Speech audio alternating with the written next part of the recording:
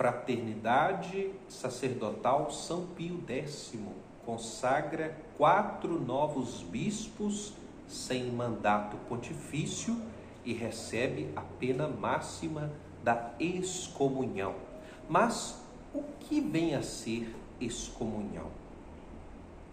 Onde está na Bíblia a excomunhão?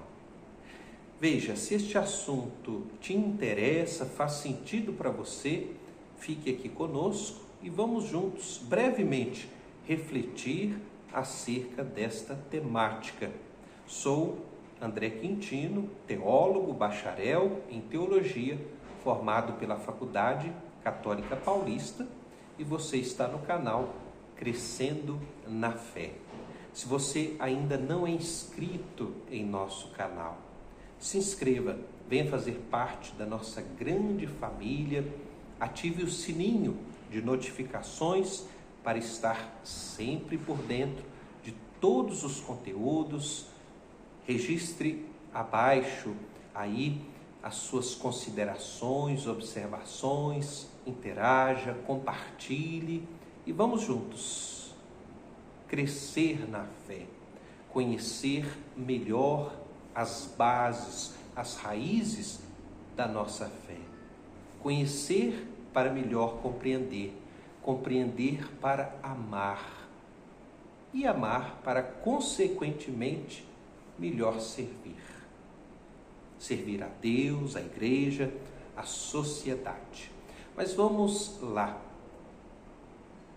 No dia 1º de julho de 2026, a Fraternidade Sacerdotal São Pio X consagrou 4 bispos sem o mandato pontifício, isto é, sem a autorização, sem a permissão de Roma, do Papa.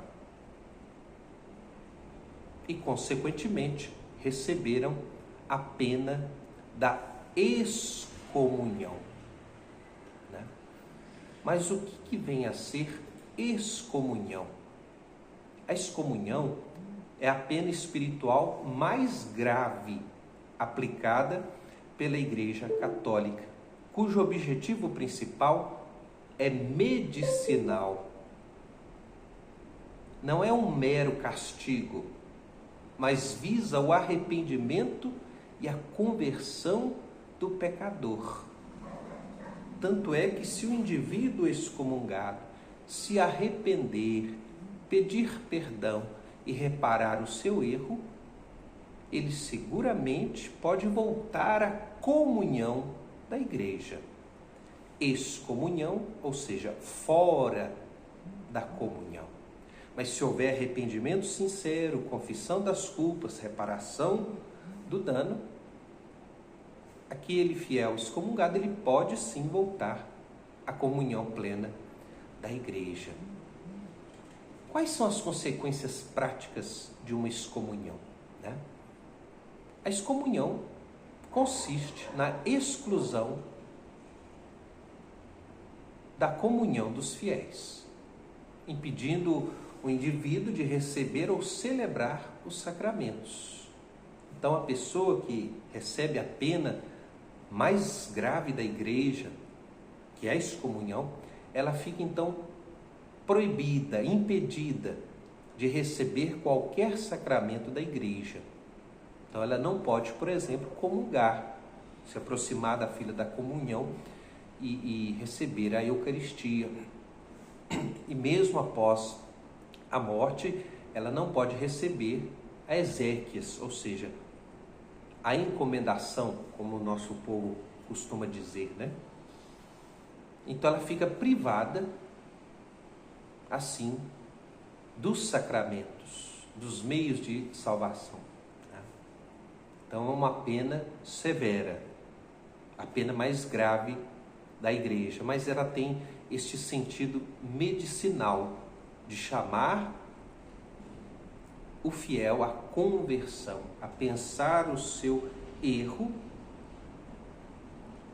e, consequentemente, pedindo perdão, reparando o erro, dano, voltar à comunhão plena. não significa que a pessoa excomungada está no inferno. Isso talvez seja um pensamento difundido, né, popularmente, né? Mas não é verdade. Deus, em seu infinito amor e grande misericórdia, tem os seus caminhos. Então não significa que a pessoa excomungada está no inferno diretamente. Deus conhece o coração e a história e as motivações, o interior de cada um.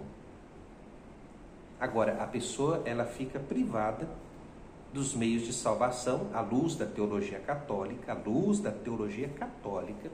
ela fica assim privada dos meios de salvação, como os sacramentos, como a reconciliação, a confissão, a Eucaristia, né?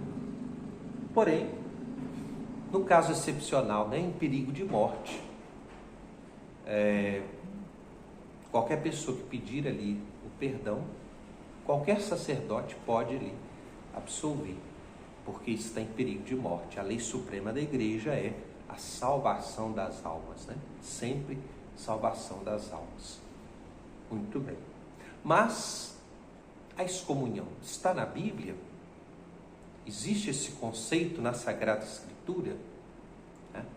Veja, na Bíblia, excomunhão não aparece com o termo jurídico moderno que nós conhecemos hoje, mas sim através das práticas de afastamento, exclusão da comunidade ou entrega a Satanás para fins de correção espiritual, para que a pessoa se emende, né? Nós podemos ver, por exemplo, lá em Mateus capítulo 18, versículos de 15 a 17, Jesus estabelece o processo de correção fraterna. Se o pecador recusa ouvir a igreja, deve ser considerado como um pagão ou cobrador de impostos. Ou seja, afastado da vida comunitária, afastado da comunhão dos irmãos, afastado da vida da igreja, né? Temos também lá o famoso caso de Coríntios, 1 Coríntios, capítulo 5, versículos de 1 a 5. O apóstolo Paulo ordena a exclusão de um homem que cometia incesto. Ele usa a expressão entregar este homem a Satanás, uma expressão forte, né? Para a destruição da carne, para que o espírito seja salvo no dia do Senhor. Isso mostra o caráter medicinal da excomunhão, salvar o espírito. A excomunhão, ela visa salvar o espírito, levar a pessoa a arrependimento sincero, a tomar consciência da gravidade do seu erro, pensar o seu erro, pedir perdão pelo erro e reparar este erro, né? Nós também temos outros casos, como Tito, capítulo 3, versículo 10, né? Quando Paulo orienta Tito a evitar o homem herético, após uma primeira e segunda advertência. Lá em Gálatas também, capítulo 1, versículo 8, excomunhão significa ser separado ou colocado sob maldição por pregar um evangelho diferente do verdadeiro. Então nós temos alguns exemplos na Sagrada Escritura, na Bíblia, neste sentido de exclusão, de afastamento da comunidade, onde a pessoa é afastada para que repense o seu caminho. E onde está no Código de Direito Canônico, católico romano, ou seja, o ordenamento jurídico, ou seja, as leis da Igreja Católica, né? O atual Código de Direito Canônico foi promulgado em 1983, ele regula a aplicação jurídica dessa pena grave extrema, né? Ela é classificada como uma censura ou pena medicinal. A lei da Igreja prevê duas formas de alguém ser excomungado, ou seja, afastado da comunhão da igreja. A excomunhão automática e a excomunhão declarada, né? A excomunhão automática, ela ocorre imediatamente pelo próprio fato de se cometer o crime, sem necessidade de julgamento ou declaração pública de um bispo, desde que o fiel conheça a gravidade e a punição do ato. Então, no próprio ato, a pessoa cometeu o ato, ali, ela tem consciência plena e liberdade plena daquele ato, da gravidade daquele ato, ela já é excomungada. Tá? Por exemplo, o aborto provocado, né? Pecado contra a vida. A vida é um dom de Deus, dom sagrado. Deus dá, Deus tira. Então a igreja entende que a vida é um dom sagrado e ninguém tem o poder de tirá-la, né? E nós temos a excomunhão declarada. A punição só é declarada, aplicada, né, após um processo judicial canônico, muitas vezes longo, conduzido pela autoridade eclesiástica, pelo bispo, né, depois de muito tempo, de muitas tentativas para tratar o problema.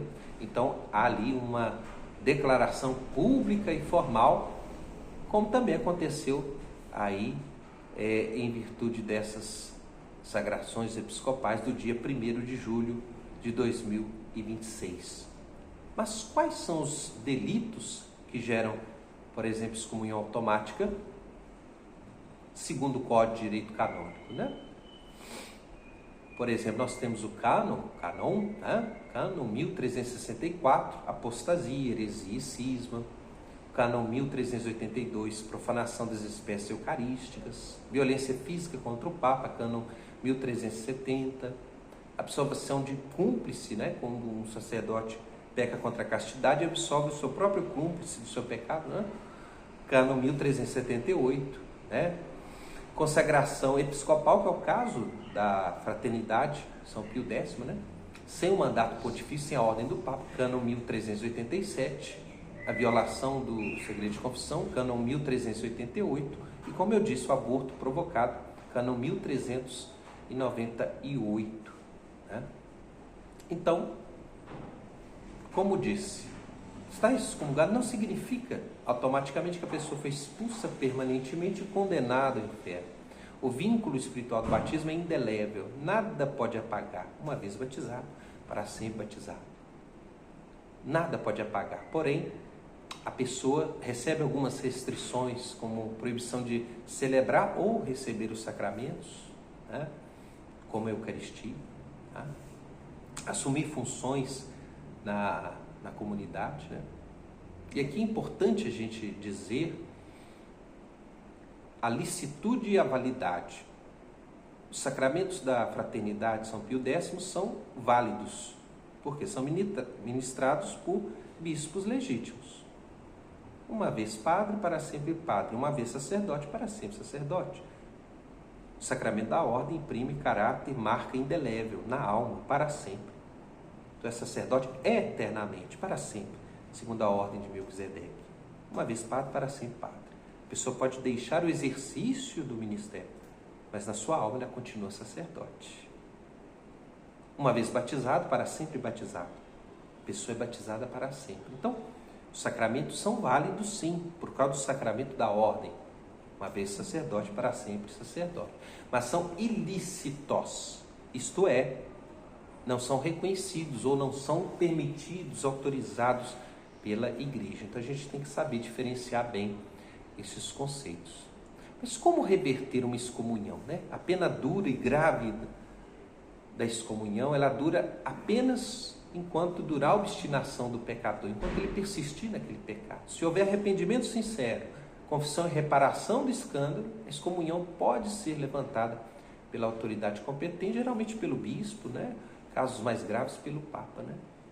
E em perigo de morte, como eu já disse, qualquer sacerdote pode absolver um fiel de qualquer excomunhão, né? Então, aprendemos um pouquinho mais hoje, né, sobre a excomunhão, o que é excomunhão, onde está na Bíblia, né? Os dois tipos de excomunhão, né? Automática e declarada, né? Por que aconteceu essa excomunhão com a fraternidade São Pio X, né? Houve essa sagração episcopal sem mandato pontifício, ou seja, sem autorização, sem a ordem do Papa, né? Para que novos bispos sejam sagrados é preciso a autorização, a permissão do Papa, né? Através do mandato pontifício.